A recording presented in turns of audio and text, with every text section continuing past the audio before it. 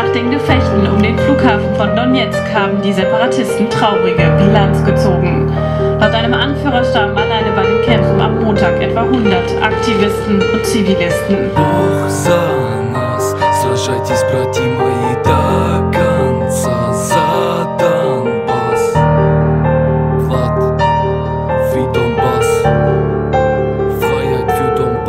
Ihr nennt sie Separatisten im Kampf gegen Faschisten, doch es sind ältere Menschen, Mütter, Väter mit Kindern. Ich könnte weinen, wenn ich sehe, wie unser Blut auf den Boden fließt. Ein Zionist, der unsere Brüder in den Tod schickt. Der Bastard wurde gestellt von den westlichen Ländern dank so einem.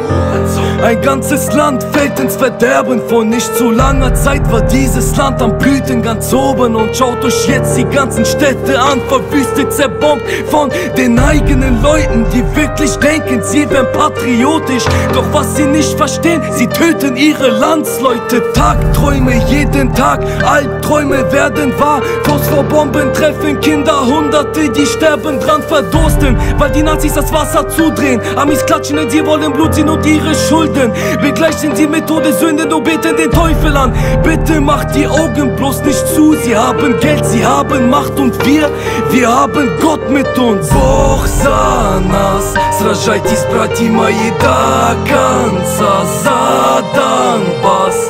Вы родились, чтобы побеждать, вечная слава ополченцам, небо плачет в этот трудный час. Бог за нас, сражайтесь, братья мои, до конца за Донбасс.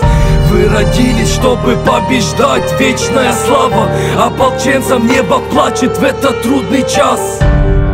Teile der Menschen liegen auf dem Boden, Bomben fallen von oben, schon wieder wurde ein Kind getroffen. Doch Europa interessiert es nicht, sie sieht es nicht, weil jede Rüstungsindustrie profitiert vom Krieg. Ich fühle mich machtlos, schwach, einfach sprachlos, baff, weil ich dagegen nichts machen kann, wird mein Hass so stark. Ich kriege nachts keinen Schlaf, weil ich die Schreie in meinem Kopf habe. Das Leiden ist enorm, gerade der Brüder, die mit Stolz fallen. Ich bete jeden Tag zu Gott, bitte stopp den Krieg, es ist noch nicht passiert, doch Hoffnung stirbt zuletzt.